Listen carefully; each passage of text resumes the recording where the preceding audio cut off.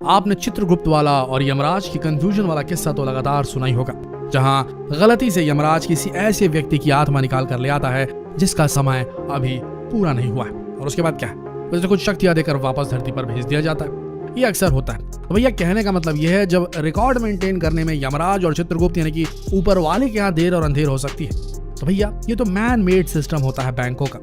आज हम आपको बैंक वालों की ऐसी अजीबोगरीब गलतियां बताएंगे रिकॉर्ड मेंटेन करने में, जिसके बारे में सुनकर आपके तोते उड़ जाएंगे। तो बने रहिए इस वीडियो के अंत तक। कल्पना कीजिए एक रात जब आप सोकर उठते हैं और आपके फोन में एक मैसेज आता है, आपके खाते में 9,99,99,009 रुपए जमा हो जाते हैं। क्या करेंगे आप? खुशी से झूम उठेंगे या माथा पीट लेंगे कि भैया ये पैसे मेरे अकाउंट में कहां से गए, किसने डाले, ऐसा मैंने क्या कर दिया कि मुझे इतने सारे पैसे ट्रांसफर हो गए, है कि नहीं? आप पड़ जाएंगे पूरी तरीके से असमंजस में, और इस अनसर्टेनिटी वाले टाइम में आपके दिमाग में सिर्फ एक ही बात गूंजेगी, क्या मैं इन पैसों को निकाल लूं? खैर, आपको एक किस्सा सुनाते हैं। किस्सा दिल्ली के रहने वाले विनोद कुमार का। विनोद कुमार दिल्ली के जहांगीरपुरा इलाके में रहते हैं और एक मोबाइल शॉप में काम करते हैं।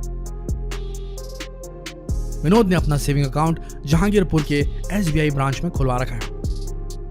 अचानक एक दिन विनोद कुमार के पास एक मैसेज आता है कि उनके खाते में करोड़ 2 करोड़ नहीं बल्कि पूरे 9,99,99,999 रुपए जमा हो गए। फिर होना क्या था? होश उड़ गए विनोद कुमार के, और विनोद कुमार के खाते में इतनी ज्यादा रकम आने के बाद पूरे मोहल्ले में आग की तरह फैल गए। पहले तो विनोद कुमार को कुछ समझ नहीं आया, पर थोड़ी देर बाद इन्होंने SBI की शाखा में जाने का फैसला किया। पहले तो विनोद कुमार ने अपना बैंक बैलेंस चेक करना चाहा, पर ऐसा हो नहीं पाया क्योंकि विनोद कुमार का अकाउंट बैंक द्वारा ब्लॉक कर दिया गया था। अब और टेंशन हो गई उन्हें। जब इस संबंध में बैंक से पूछा गया कि आखिर कैसे इतना बड़ा अमाउंट इनके खाते में जमा हुआ, तो बैंक प्रबंधन द्वारा इस सवाल का कोई भी जवाब नहीं दिया गया। जाहिर सी बात है, हो गई होगी मिस्टेक। अकाउंट में इतना पैसा आ जाने की यह पहली कोई घटना नहीं है। ऐसी ही दूसरी घटना उत्तर प्रदेश के बाराबंकी जिले में रहने वाले 12वीं कक्षा के छात्र केशव शर्मा के साथ भी घट चुकी।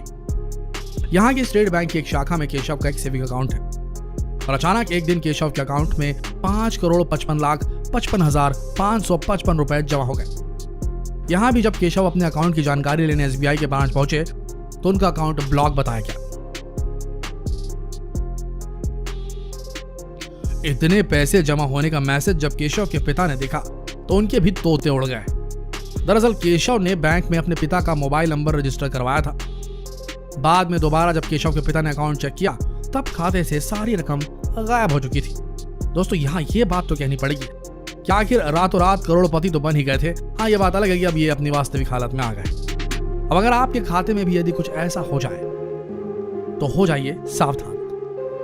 अचानक से आए हुए इन पैसों को भूलकर भी निकालने और खर्च करने की नहीं सोचिएगा, क्योंकि हर हाल में आपको ये पैसे चुकाने ही पड़ेंगे।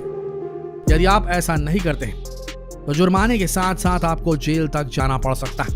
प्रायः 3 ऐसे कारण होते हैं जिनमें अचानक से आपके अकाउंट में इतने सारे रुपए क्रेडिट हो जाते हैं, जिसमें पहली कंडीशन यह है कि कोई धोखे से आपके अकाउंट में पैसा जमा करा देता है, और दूसरी कंडीशन में बड़े बड़े कॉर्पोरेट सेक्टर के लोग भी अपना टैक्स बचाने या अपने काले धन को व्हाइट करने के लिए इस तरह के हथकंडों का उपयोग करते हैं। तीसरी कंडीशन में बैंक की गलती से अमाउंट दूसरे के खाते में चला जाता है। आइए समझते हैं।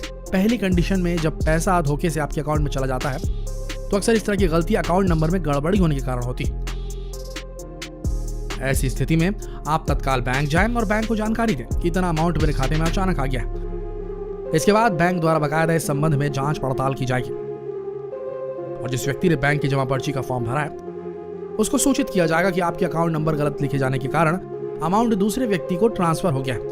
और इसके बाद यदि आपके द्वारा इन पैसों को खर्च नहीं किया गया तो बैंक आपके खातों में आए हुए एक्स्ट्रा अमाउंट को सही अकाउंट नंबर की जानकारी लेकर ट्रांसफर कर देगी।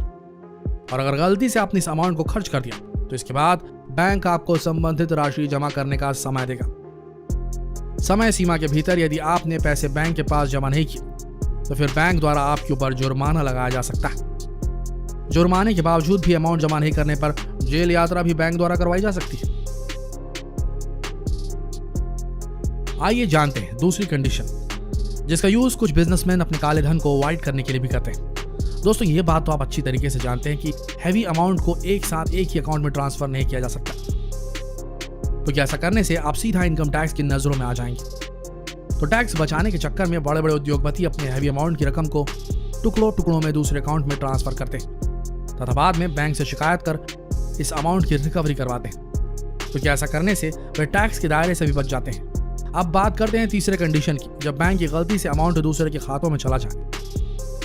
तो दोस्तों बैंक को आपसे इजाजत लेने की कोई जरूरत नहीं होती, बल्कि 24 घंटों के भीतर यह अमाउंट की राशि बैंक द्वारा संबंधित अकाउंट में ट्रांसफर कर दी जाती है।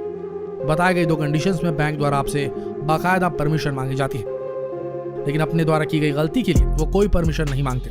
इसके अलावा भी दोस्तों, यदि कोई भी अमाउंट आपके खाते में क्रेडिट हो जाए तो उसके बारे में अपनी ब्रांच को जरूर अवगत कराएं, ताकि भविष्य में यदि कोई आपके खिलाफ शिकायत करे तो आप उससे बच जाएं। इसके अलावा इसकी शिकायत आप नजदीकी पुलिस स्टेशन में भी करा सकते हैं। तो भैया, गलती तो हर जगह हो सकती है, पर हाँ, गलती के फेर में पड़कर आप अपनी सुरक्षा को पूरी तरीके से बिल्कुल भी किसी भी हाथ में ना दें। आप उन पैसों को अगर अचानक से आपके अकाउंट में आ गए हैं तो उन्हें खर्च करने के बारे में बिल्कुल ना सोचें। इन्फॉर्म करें बैंक अथॉरिटीज को कि आपके अकाउंट में ऐसे पैसे आ गए हैं, और उसके बाद जो भी प्रोसेस होगी वो होगी।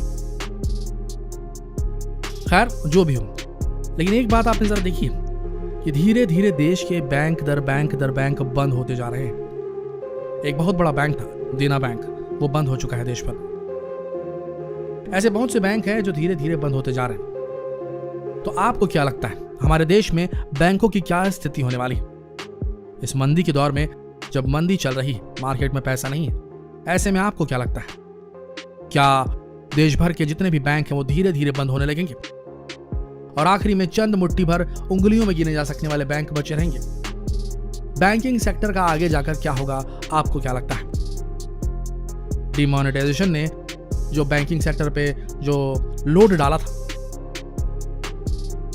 और उसके बाद अभी जब महामारी के प्रकोप ने जो इंडस्ट्रीज पे लोड डाला है, जिसकी वजह से पैसा जनरेट जल्दी नहीं हो सक रहा है, ऐसी स्थिति में बैंकों का बोलबाला रहेगा या बैंक धीरे धीरे बंद होने लगेंगे?